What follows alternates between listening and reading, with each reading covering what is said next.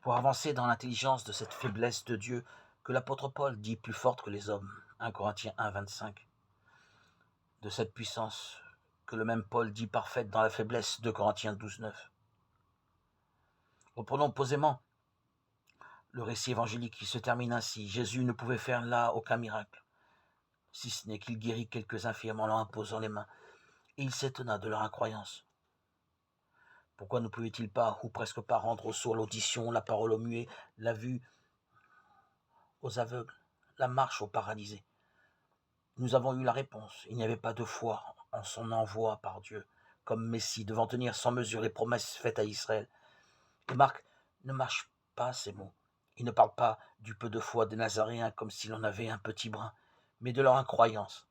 Or, sans la foi, qui saisit le cœur à sa racine, au lieu où il désire, plus grand que lui, aucune guérison corporelle n'est possible. Le cœur commande au corps, et ce qui se passe dans le corps ne fait que manifester ce qui habite le cœur.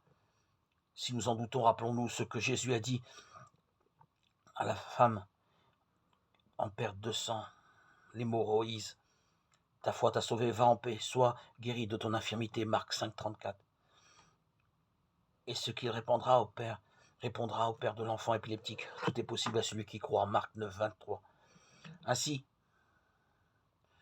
que la foi naisse dans les cœurs, en chasse l'incroyance, comme la lumière dissipe les ténèbres. C'est un plus grand miracle que tous les miracles visibles.